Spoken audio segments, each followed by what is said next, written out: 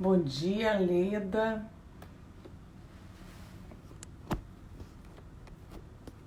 Bom dia, queridos acadêmicos.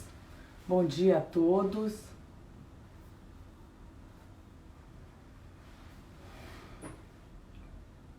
É com muita alegria hoje que a Academia Sul-Rio-Grandense de Direito do Trabalho vai iniciar uma live com a ministra Maria Cristina Peduzzi, nos falando dos efeitos da pós-pandemia. Eu vou aguardar um minutinho as pessoas entrarem, ainda estamos no tempo. Vou ver se eu localizo a ministra Cristina. Deixa eu ver se eu consigo localizá-la.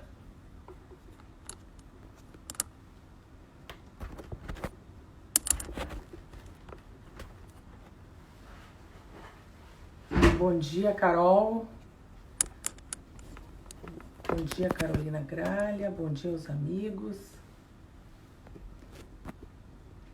Estou aqui vendo se eu... Oi, Tânia. Bom dia, Tânia. Estou aqui tentando ver se eu consigo... Bom dia, ministra. Que bom. Vamos ver se eu consigo lhe chamar.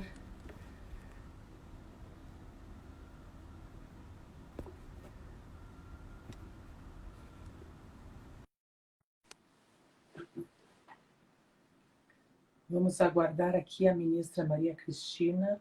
Esse decor. Bom dia! Bom dia! Bom dia! Tudo bom? Que alegria, muito bom. Tudo bom. É que eu estava aguardando, Luciana, eu estava aguardando que você me convidasse, mas não, eu é que tinha que pedir. Na verdade, eu também estou esperando a senhora entrar. Isso, vamos lá. Agora, eu estou tentando, porque aqui estão fazendo dias muito bonitos, frios, mas bonitos. Então, eu digo, eu vou tentar sair do meu escritório, porque eu vivo lá 20 horas por dia. Digo, já que é pelo Instagram, posso fazer fora, eu vou fazer na varanda.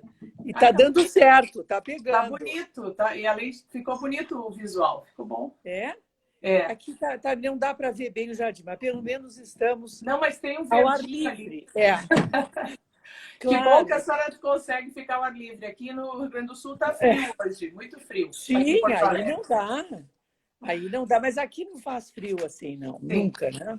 Não, aqui nunca faz muito frio, raro.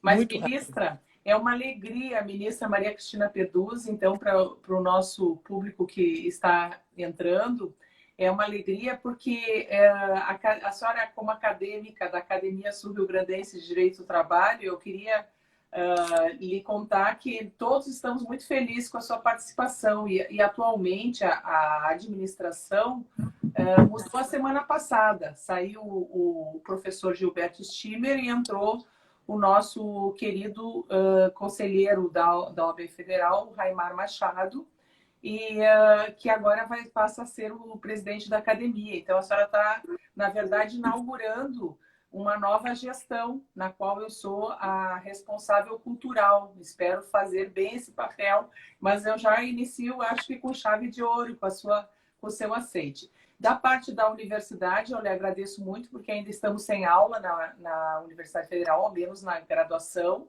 mas as atividades de extensão continuam. Então, provavelmente, alguns alunos estarão lhe ouvindo de diversas áreas, né, da economia, enfim, porque foi bem divulgado. E também o nosso público interno aqui da Escola Judicial. Então, eu lhe agradeço muito por ter aceito e queria que a senhora falasse as suas palavras iniciais. O tema é esse da pandemia que não nos deixa, né? Infelizmente. Luciane, eu quero dizer, em primeiro lugar, que fico sempre muito contente, né, em voltar ao Rio Grande do Sul, ainda que pelo meio telepresencial. E, em especial, encontrar você, que é uma amiga querida, sabendo que hoje a academia saiu das ilustres e competentes, né, mãos desse rodízio natural, né, que ocorre nas nossas vidas profissionais, do professor Gilberto Sturmer para o professor Raimar Machado, ambos meus colegas duplamente na Academia Sul-Rio-Grandense, confrades, né, e na Academia Brasileira de Direito do Trabalho, de forma que eu cumprimento o professor Gilberto Sturmer pela excelente administração que fez e saúdo, né, o doutor Raimar e você, que está compondo a diretoria, desejando e já antevendo gloriosos anos, apesar da pandemia, porque hoje estamos pelo meio da videoconferência, nos superando, né? E, enfim, suprindo dificuldades, superando dificuldades e conseguindo tocar a vida e os nossos trabalhos. Então, desejo muito sucesso e, sobretudo, muita saúde. E agradeço a oportunidade de voltar nessa circunstância, num debate que é promovido não só pela Academia Sul-Rio-Grandense, como também pela EJUD 4, né, que é a Escola Judicial, que integra, não é, digamos assim, o nosso projeto que é nacional de formação e integração, formação inicial e continuada dos magistrados do trabalho. Eu tenho enorme carinho pela ENAMAT, que já presidi, e cumprimento também, né, o seu diretor, e o desembargador Martins Costa, e também fico muito feliz em ter a Universidade Federal do Rio Grande do Sul entre os promotores do evento, porque eu sou de lá, né? Lá eu não concluí, mas eu cursei os 3 anos iniciais do curso de Direito e tenho uma, enfim, enorme devoção pela Faculdade de Direito da Universidade Federal do Rio Grande do Sul, onde tive a chance de ser aluna por 3 anos do professor Clóvis do Couto Silva, né, do saudoso professor. Então, saúdo a diretoria e os professores da URGS, e só porque vim para Brasília e concluí os 2 últimos anos, fiz aqui na UNB. Mas fico muito contente, estou à disposição para debater essas questões que estão realmente na pauta e que dizem com interesse não só dos magistrados, dos advogados, dos membros do Ministério Público, mas de todos aqueles, né, que compartilham, de alguma forma, atuando no sistema de justiça. Obrigada, Luciana. Imagina, muito obrigada. Ministra, a pandemia está aí. A senhora acha que a Justiça do Trabalho respondeu de forma positiva? Quais foram as principais respostas? E olhando retrospectivamente, porque bem ou mal, desde março, abril, maio, junho, julho, já estamos entrando no 4º mês. A gente paralisou ou a gente mudou o nosso modo de trabalhar? Como é que a senhora responderia isso para a sociedade? Olha, Né? com muita assim, tranquilidade. Com muita tranquilidade. Respondo com muita... Assim? Não, quer concluir? Nós estamos iniciando a Semana da Conciliação aqui no nosso TRT4. Também queria lhe contar isso. Então, a senhora acha essa uma boa prática? A ideia das tentativas de conciliação? E se a senhora conhece outras boas práticas também no Brasil? Veja, eu diria que a Justiça do Trabalho, como você sabe, e os que estão, né, dentro, integrando a Justiça do Trabalho, sabem bem, agiu prontamente. Quando tivemos a notícia formal da necessidade do trabalho remoto, e tendo em vista, né, já estar instalada no Brasil a pandemia, nós fomos velozes em todas as instâncias. Editamos sucessivos atos que hoje estão já consolidados, todos os que foram sucessivamente sendo editados. No âmbito do Conselho Superior da Justiça do Trabalho, é o ato número 6, que hoje já está aprovado por resolução administrativa, e no plano do TST, o ato 173, que também já está aprovado por resolução administrativa e que foram acompanhando as necessidades e disciplinando. Primeiro, nunca se parou, isso que é importante dizer. Em momento algum, nós paralisamos a nossa atividade jurisdicional. Nós estabelecemos o modo remoto, garantindo a atividade presencial apenas para aquele número mínimo indispensável à manutenção, né, do funcionamento. E suspendemos inicialmente o fluxo dos prazos processuais, que durou do dia 17 de março até o dia 4 de maio, para que os advogados e os próprios magistrados se adaptassem a essa nova demanda. Mas, a partir de 4 de maio, já foram restabelecidos os prazos processuais. E nós já estamos com atividade remota exercitada, como no plano judicante, por meio das audiências telepresenciais e por meio das sessões nos tribunais regionais e superior, por meio virtual e por meio também de videoconferência, chamado telepresencial. De forma que, pelo meio virtual, nós julgamos aqueles processos em que não há necessidade de sustentação oral, de um debate, digamos, mais definido, porque ou são questões que já têm precedentes, né? Ou são questões mais simples e que podem ser julgadas sem a presença, só por meio, não é, da internet. Nós entramos no sistema e votamos. E as sessões telepresenciais substituem as sessões presenciais. Assim, no mesmo sentido, as audiências, né, que foram retomadas. Não tenho dúvida que estamos, dessa forma, atuando. Não sei se já falo agora sobre... Acho que pode, sim. E a Justiça do Trabalho, ela se expressa, ela atua como? Por meio das, hoje, mediações pré-processuais, que é um mecanismo que foi estabelecido e é coordenado pela vice-presidência do TST, e que eu digo que é notável, porque simplifica a questão para a resolução do conflito. Para esse período, né, de pandemia, foi estabelecido que aquele cidadão que tiver que entender que um direito subjetivo seu foi descumprido pelo empregador, ele vai ao site do seu Tribunal Regional do Trabalho, aciona um ícone e pede para que seja designada uma audiência telepresencial de mediação. O empregador será, não é, convocado a comparecer a essa audiência, que, pelo meio telemático, será presidida por um juiz com auxiliares técnicos, com técnicas, não é, de negociação, atuarão no sentido de promover o acordo entre as partes. E o percentual tem sido muito expressivo, tanto que até já está se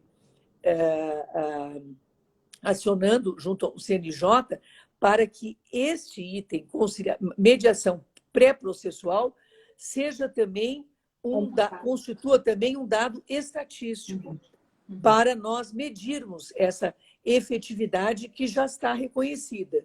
Então, veja, no plano individual e coletivo, ministra? Sim, para as duas esferas. Plano individual e coletivo. No primeiro grau, por meio dos sejusques, dos centros judiciários, ou onde não houver das varas do trabalho, se efetivam as mediações pré-processuais nos dissídios individuais, para prevenir dissídios individuais. Mas, no plano dos tribunais, o mesmo mecanismo vem sendo implementado. Vide agora aqui no TST os acordos que o próprio vice-presidente, o ministro Vieira de Mello, mediou com sucesso com as empresas aéreas, né? Algumas já realizaram esses acordos pré-processuais. Essas mediações, quer dizer, chegaram a bom termo, resolveram o conflito por meio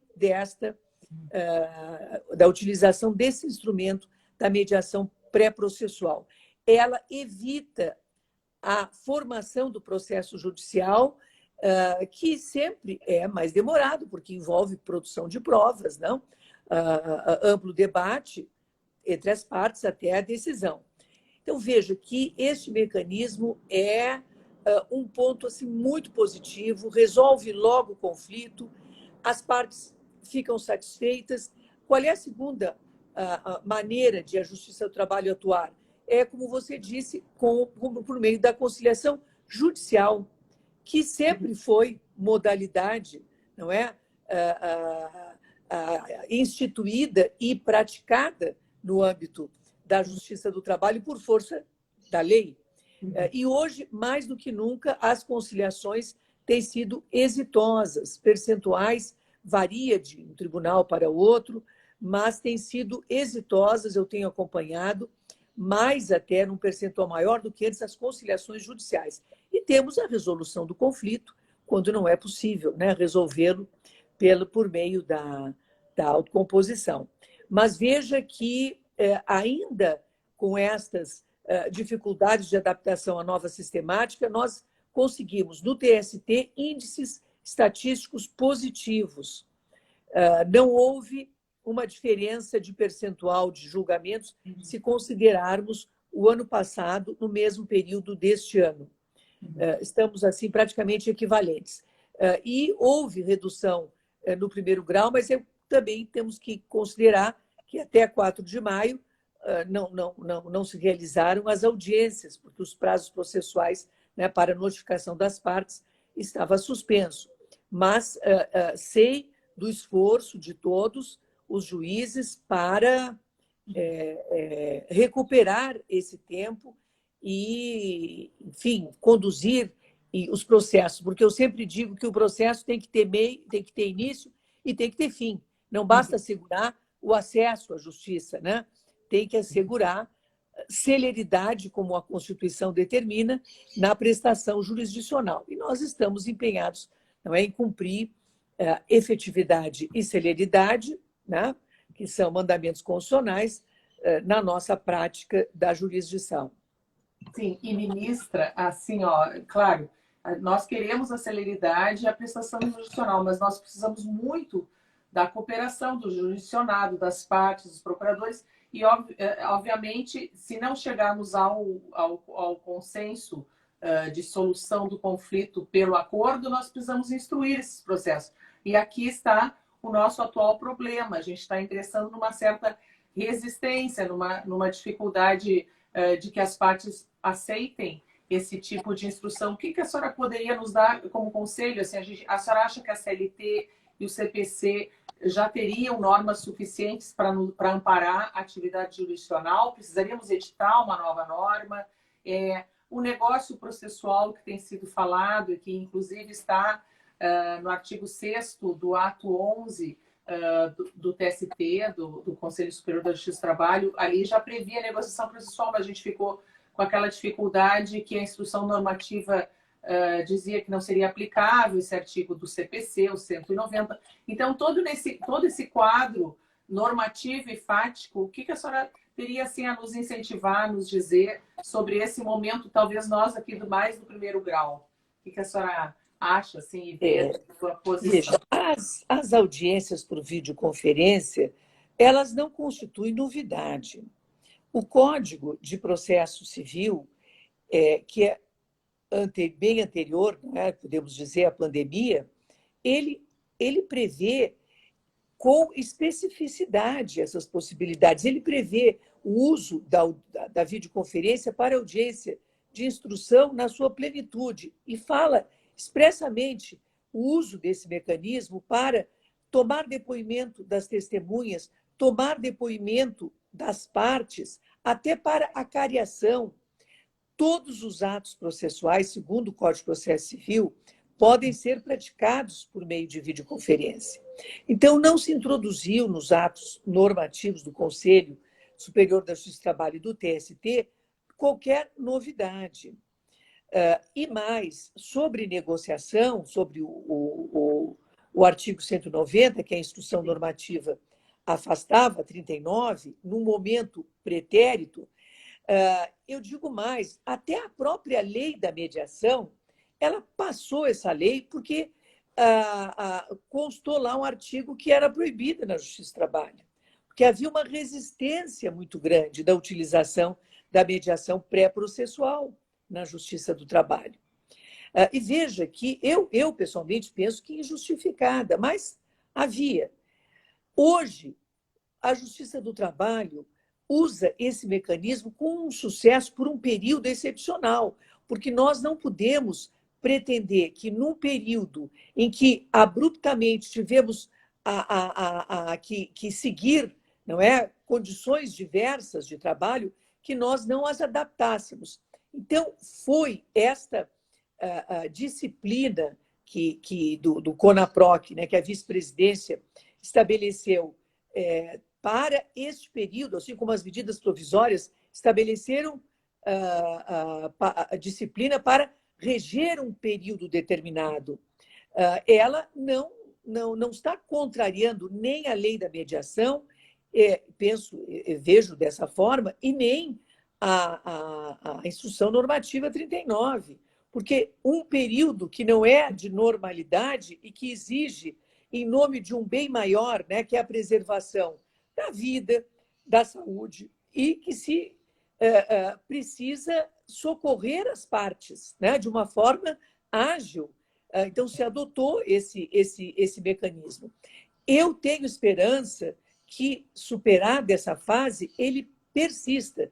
Aí sim será necessário uma alteração, né, na legislação, em primeiro lugar, né, depois da instrução, para que ele continue sendo implementado, porque está se identificando que está atendendo o interesse das partes. E quanto às audiências, por amplamente, não só as de conciliação, por meio de videoconferência, a instrução, a resolução do TST, que aprovou o ato conjunto número 6 do Conselho Superior da Justiça do Trabalho, ele é expresso ao disciplinar esta possibilidade, não é nem essa possibilidade, essa necessidade, e excepciona, a critério do magistrado, a possibilidade de não fazer em situações concretas a audiência. O que está dito lá? Que se, caso a caso, o magistrado, né, ou o juiz no primeiro grau, ou o desembargador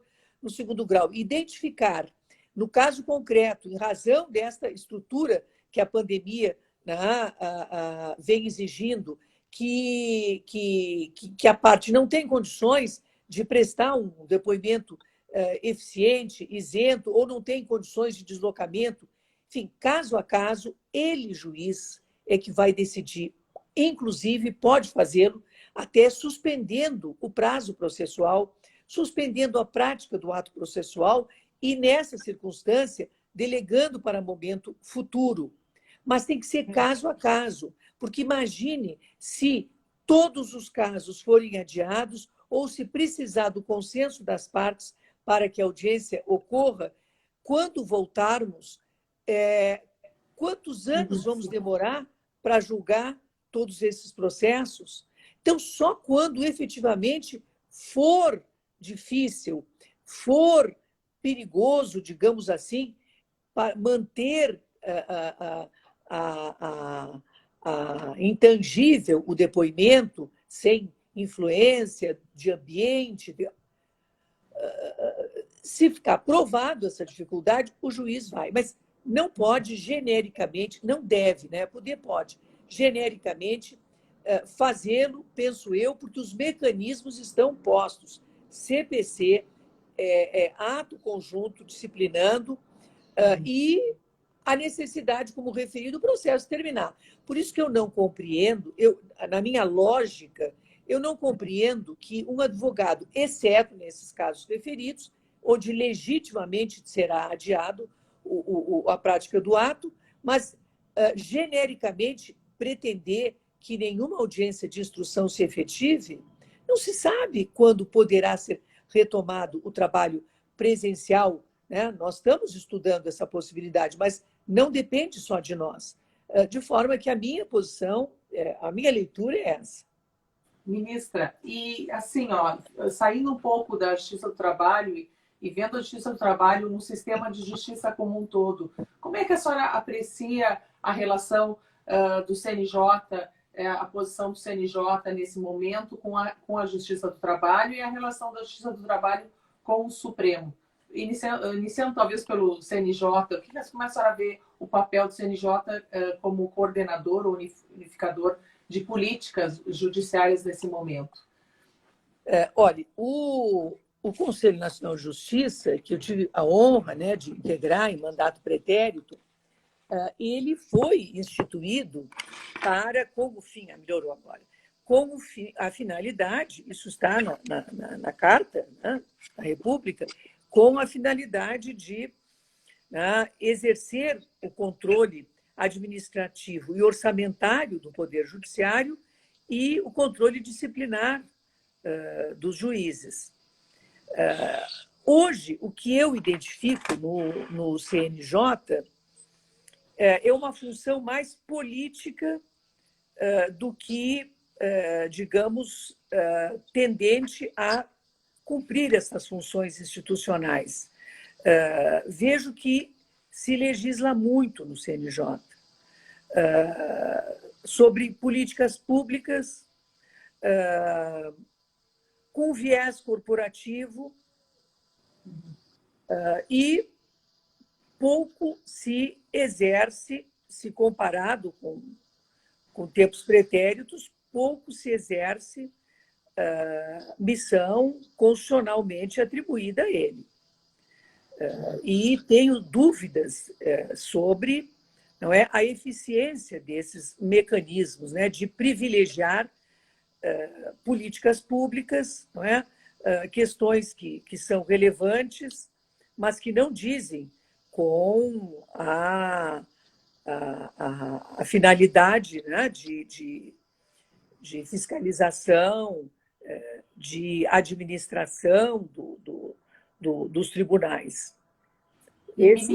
Essa é a leitura que faço hoje das decisões do CNJ, mais voltadas, não é, às questões de políticas públicas e corporativistas.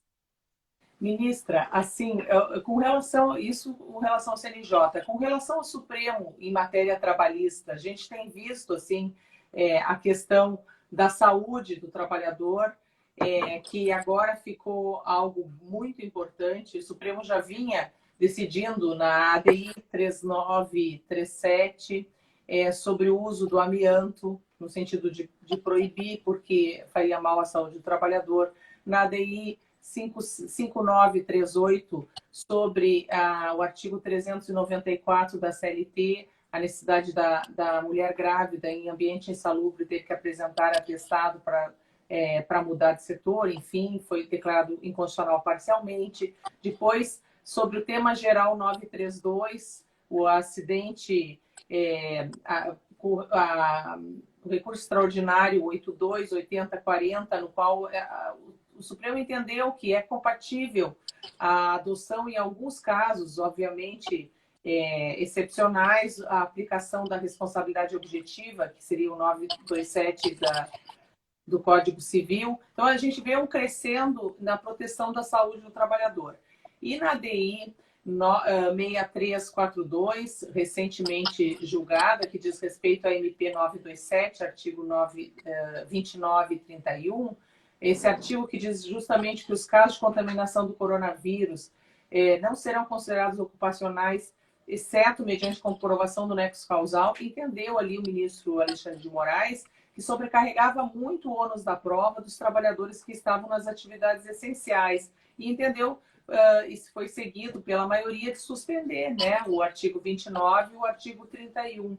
Eu gostaria que a senhora comentasse, lembrando assim, que ainda essa medida provisória vai a julgamento no Senado, aqui, 18 de julho. O que a senhora vê, assim, essa posição, essa preocupação do TST com a saúde do trabalhador?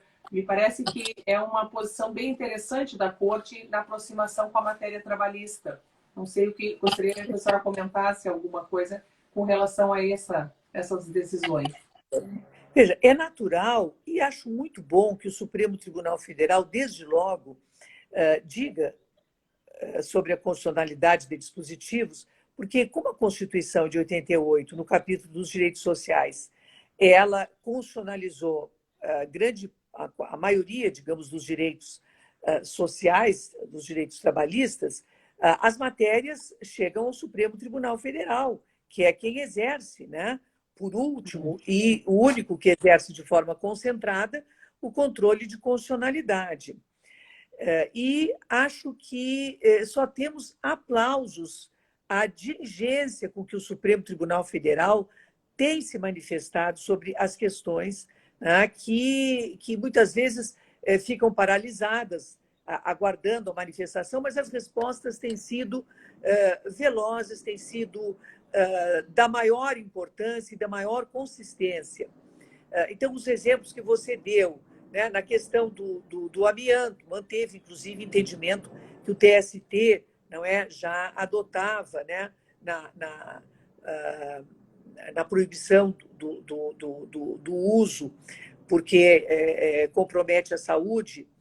Tivemos, não é, no caso agora, como você referiu, da medida provisória 927, uma resposta imediata, e que o acordo não foi publicado ainda, mas ouvindo o vídeo do julgamento e o voto do ministro Alexandre de Moraes, que foi o voto prevalecente, nós compreendemos bem claro que a decisão de hoje ela está conforme, a ela se reporta, a decisão do pretérita do Supremo em recurso extraordinário com repercussão geral, que afirmou a responsabilidade objetiva para as atividades de risco. E esse é o precedente que foi invocado para afirmar, não é, a inconstitucionalidade do dispositivo da medida provisória, o artigo 28, né, 27 ou 28? 29.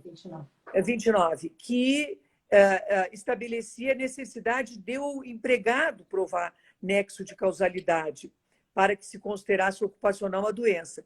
E o que o ministro Alexandre de Moraes disse, reportando, portanto, esse julgamento, e referindo os motoboys, que ele não teria condições de fazer, muitas vezes não teria condições de fazer essa prova de nexo de causalidade. E por ser atividade de risco, a minha leitura foi essa. Ele sustentou que, conforme o precedente, para as atividades de risco, não há necessidade de fazer a prova do nexo de causalidade, porque está implícita, mas não alterou, evidentemente, a regra geral que, se a pessoa está, por exemplo, em trabalho remoto e tem Covid, ela terá, aí sim, que provar que aquela enfermidade decorreu do trabalho, né? Mas para as atividades de risco, afirma-se, não é, a tese de que a responsabilidade é objetiva, né? E o artigo 927 disciplina, e o precedente foi nesse sentido. Outras questões muito importantes em que o Supremo Tribunal Federal disse de plano sobre o direito foi sobre a reforma trabalhista. Então, veja, imediatamente julgou a constitucionalidade da supressão da contribuição sindical obrigatória, disse sobre a validade e a prevalência da negociação coletiva, inclusive sobre a lei, sobre disposição legal, não sobre disposição constitucional, mas sobre disposição legal, afirmou, antes mesmo da reforma, a possibilidade ampla da terceirização de serviços, que já constituiu uma realidade, não é, no mercado de trabalho e nas práticas que se desenvolviam, e desde logo disse sobre a constitucionalidade da medida provisória 936, que já está com o projeto de conversão em lei já para sanção. Ali houve um questionamento, não, mas o acordo individual não invade a esfera do acordo coletivo, nas hipóteses em que está ali legitimado. O Supremo Tribunal Federal disse não, é constitucional, né? Por todos os argumentos, enfim, que nós conhecemos. Não há invasão, porque ele está, o empregado, aderindo individualmente a um benefício social que a medida provisória para esse período de pandemia estabeleceu. Então, não há esvaziamento, nem término da negociação coletiva em um momento futuro. É porque, naquela circunstância, o interesse é individual. O acordo de adesão é dele, individual. Pode ser que ele queira reduzir proporcionalmente metade da jornada, ou 70%, ou 25%, enfim. E a São ideia questões é que preservar são... emprego e renda, né, ministra? A E ideia com a da MP. finalidade de preservar o emprego. Então, o Supremo Tribunal imediatamente se manifestou pela constitucionalidade e, com isso, deu segurança jurídica. Então, estas decisões do Supremo Tribunal Federal, especialmente, não é, ou em repercussão geral, em controle concentrado, que aplica-se a todos, elas, a meu ver, promovem segurança jurídica, porque definem as questões de plano e, com isso, os processos se resolvem, muitas vezes, sem recurso até para o Tribunal Regional, já no primeiro grau, porque já existe aquela definição da questão jurídica, da questão legal, pelo Supremo Tribunal Federal, considerada a Constituição da República. Ministra, nessa linha, recentemente também, ainda julgando uma questão que é dita da reforma, o ministro Gilmar Mendes, na ADC 58, semana passada, entendeu a aplicação pela constitucionalidade, enfim, de suspender os processos em execução por conta da discussão da correção monetária, se aplica a TR ou se aplica o IPCA-E. Sobre isso, eu gostaria que a senhora comentasse, porque inicialmente houve um susto, as pessoas entenderam que estariam suspensas todas as execuções, ou seja, 3,5 milhões de execuções, ou 2,5 milhões, nos dizem, de execuções trabalhistas estariam suspensas, e não foi essa a interpretação. Depois o próprio ministro esclareceu mais tarde que se continuaria, né, apenas a questão do índice ficaria para depois. Eu gostaria que a senhora pudesse comentar um pouco essa questão também, que me parece bastante polêmica. E eu vi que a senhora, em entrevista no jornal o Globo, manifestou algo que eu gostaria que a senhora desenvolvesse um pouco mais. Não, essa questão tem muita relevância e acho que foi muito bom o esclarecimento que o ministro Gilmar deu, respondendo a um agravo que foi interposto pelo pela Procuradoria-Geral da República, porque não houve uma determinação de suspensão de todos os processos, como, num susto inicial, ou se compreendeu, ou algumas pessoas compreenderam. Eu fiz a seguinte leitura da decisão do ministro Gilmar, e me parece assim claro, né, porque ele afirma na decisão,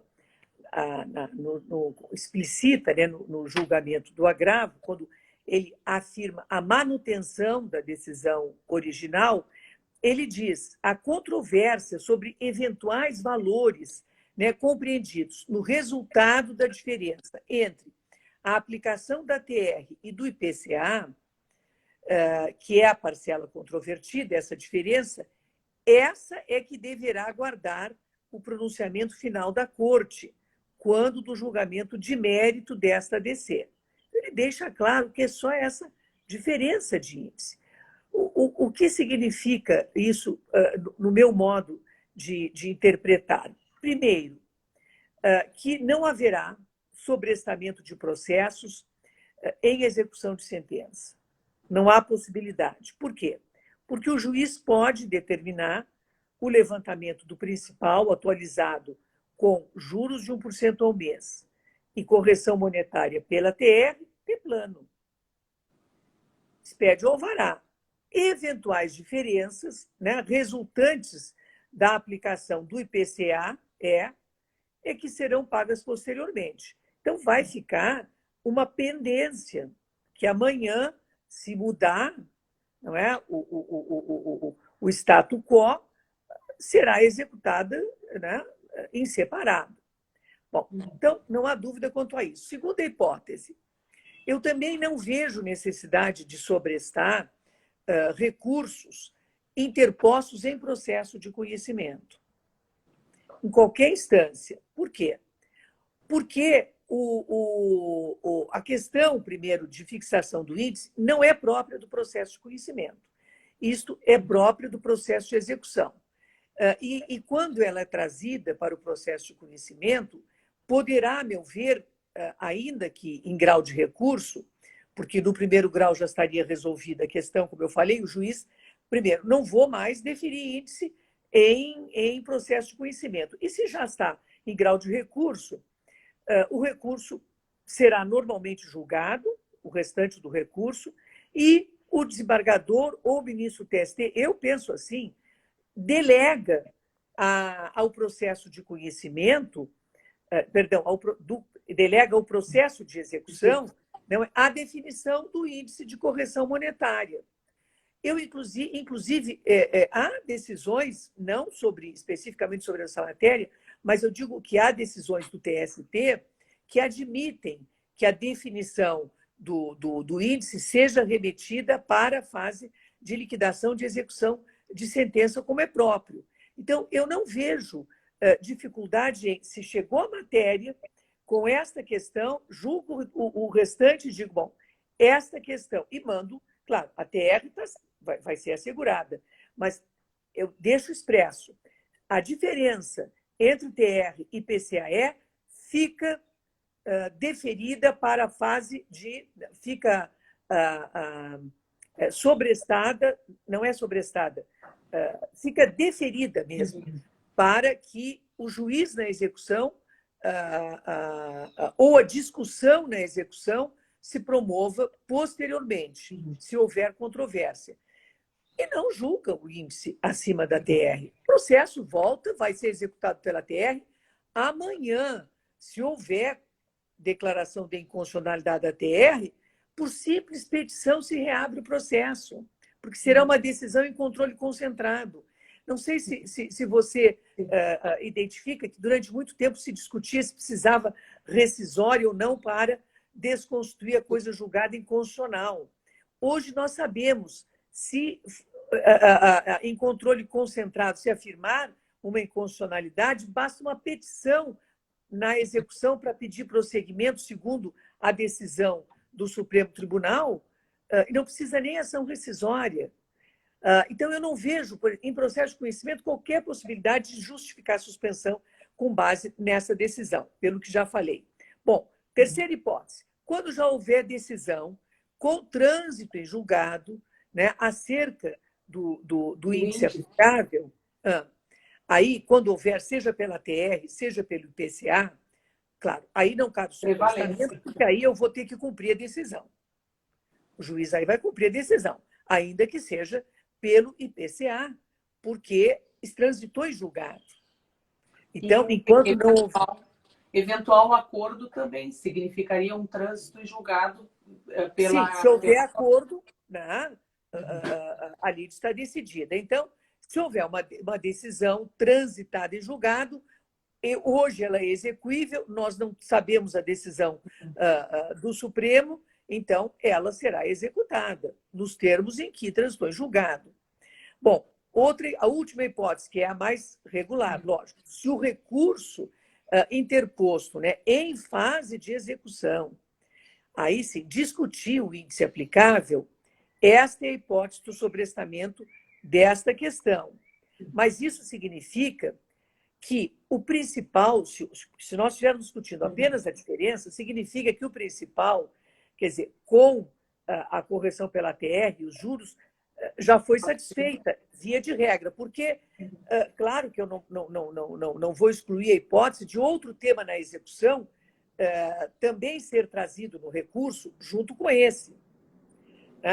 Aí eu vou ter que sobrestar realmente, essa é uma hipótese de sobrestamento, o tema da correção pelo IPCA. Mas o que eu identifico é que, na maioria dos processos em que essa discussão é trazida, pelo menos aqui para o TST, em fase, porque é uma discussão que só vem por violação constitucional, em geral, o que aconteceu é que já se executou o principal pela TR, que era o incontroverso. O que veio foi a diferença da TR para o IPCA. E eu vi os percentuais Eu até acho que o estudo não está, porque achei tão pequeno, eu não vou, por isso, revelar agora o percentual, mas posso dizer que já pedi uma estatística preliminar e, nesses casos, realmente de sobrestamento, o percentual, nós vamos divulgar no site logo que estiver concluído, é pequeno, não é um percentual expressivo, como inicialmente não é se pensou, né? Vamos a um estudo empírico que está sendo feito examinando cada um enfim, os grupos de processos, mas com identificação exatamente desta questão em especial. O que é isso mesmo, só isso que vai ficar sobrestado? Então, veja, então, em primeiro lugar, não acho que seja uma questão assim que possa causar preocupação, porque não é um percentual, digamos, tão expressivo. E sobre o mérito da questão, nós iniciamos, todos sabem, um julgamento no tribunal. Eu tenho o meu voto, foi divergente do voto da relatora, e eu apenas digo aqui, no particular, que... Não está decidido ainda no TST, ministra. Não, nem será decidido, porque a questão, o TST nem pode decidir, porque agora a questão está em sede de controle concentrado. Mas se iniciou uma discussão.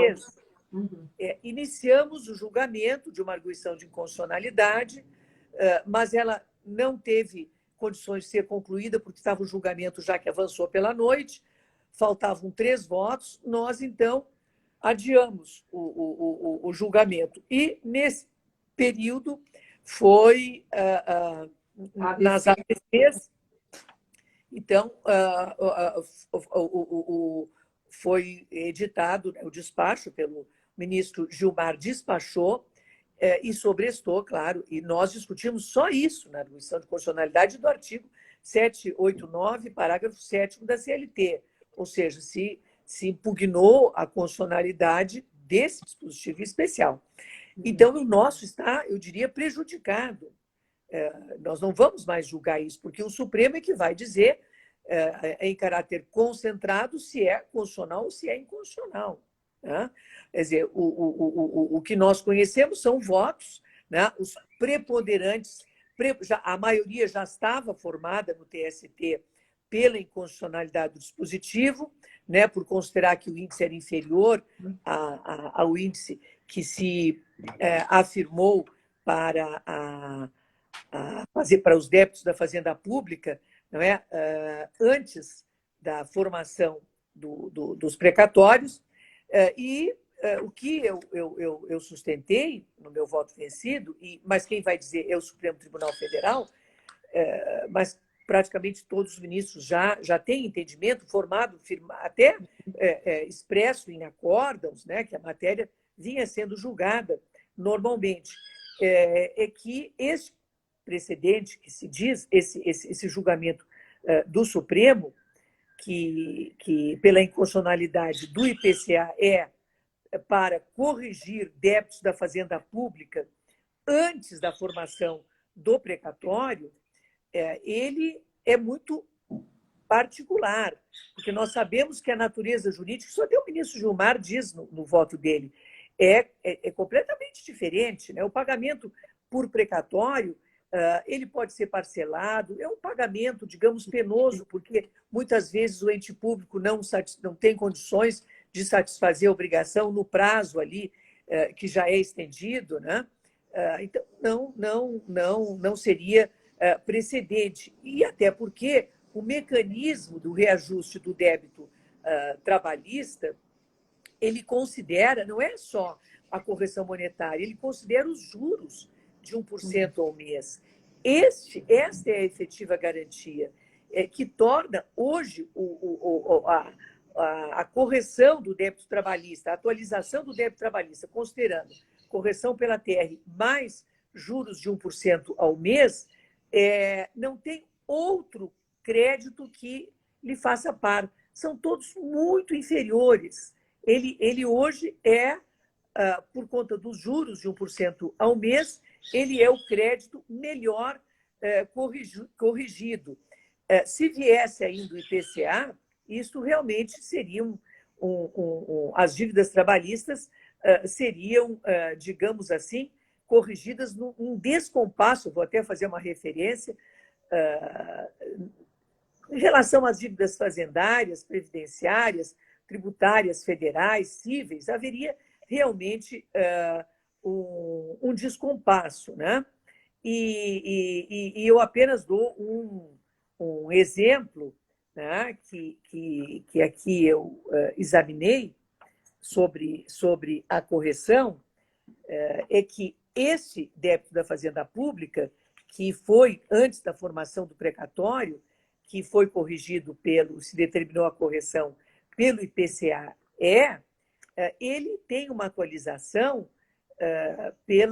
considerada a base a taxa de rendimento. Os juros correspondem a um percentual da taxa de rendimento da caderneta de poupança, e que hoje está abaixo de 0,5%. Né?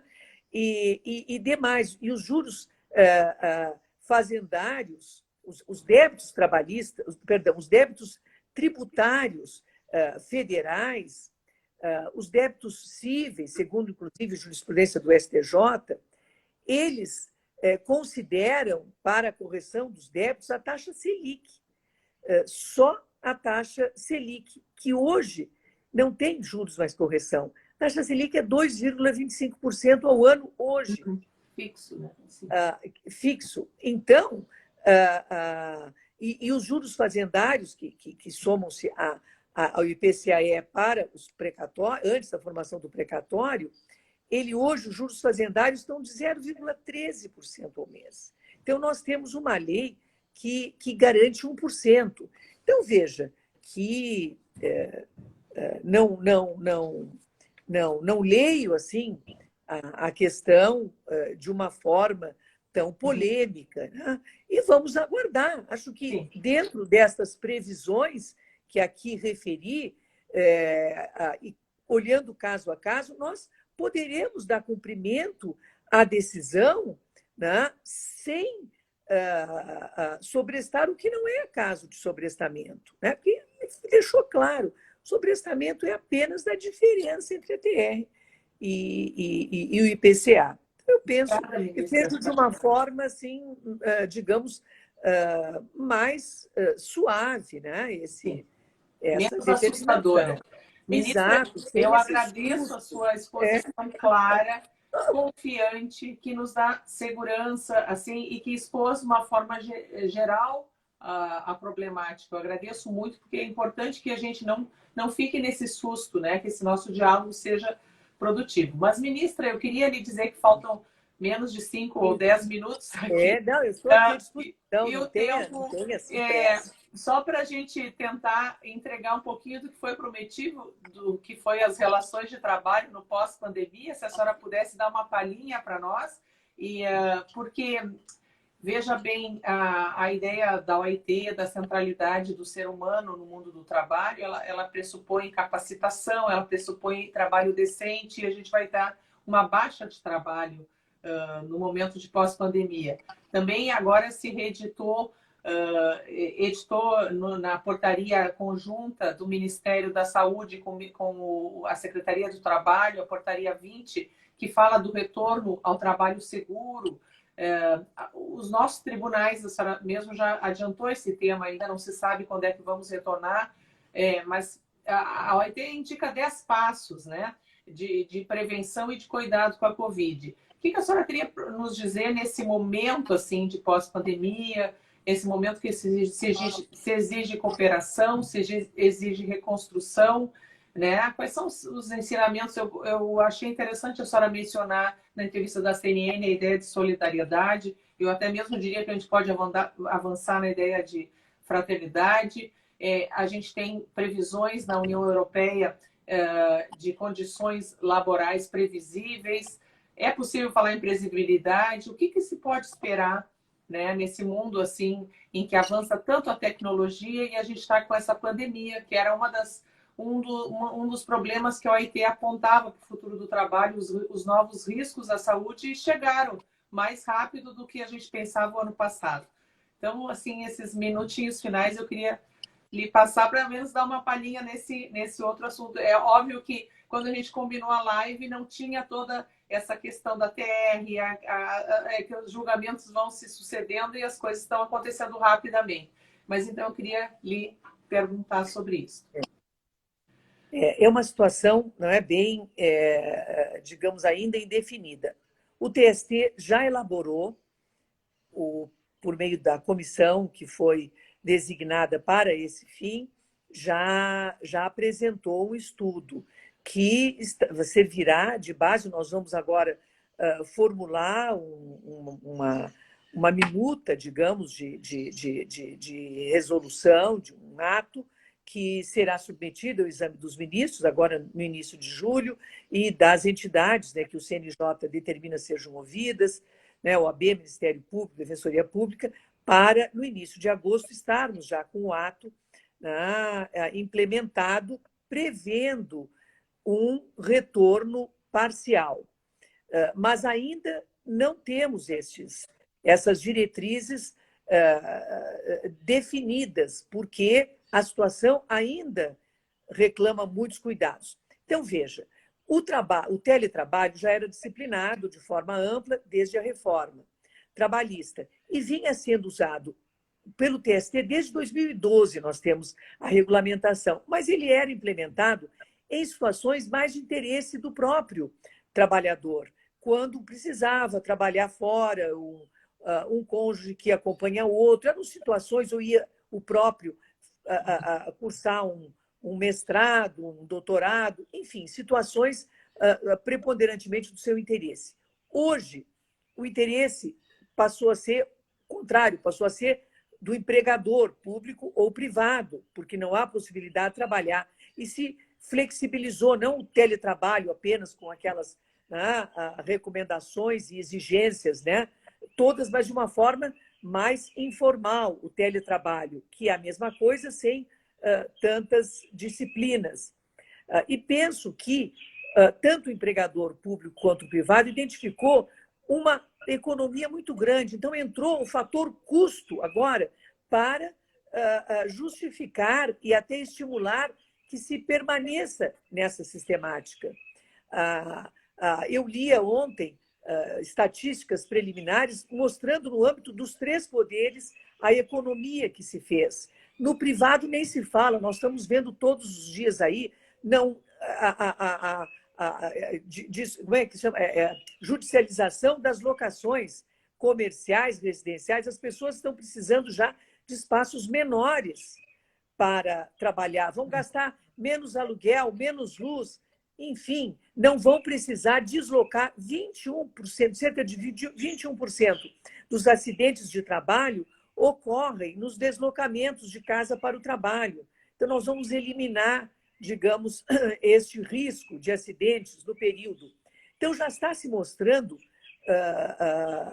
pela redução dos custos, muito satisfatória essa modalidade para o empregador, naquelas atividades em que isso é possível. Então, eu vejo que você, que é magistrada e é professora, deve estar vendo que, muito melhor do que eu, que no ramo, na parte da educação, não é? A educação à distância, ela era uma realidade, mas hoje ela é uma super realidade. É a única forma que nós temos, né, de ensinar e de aprender por esse meio, né? Você que esteve conosco na ENAMAT,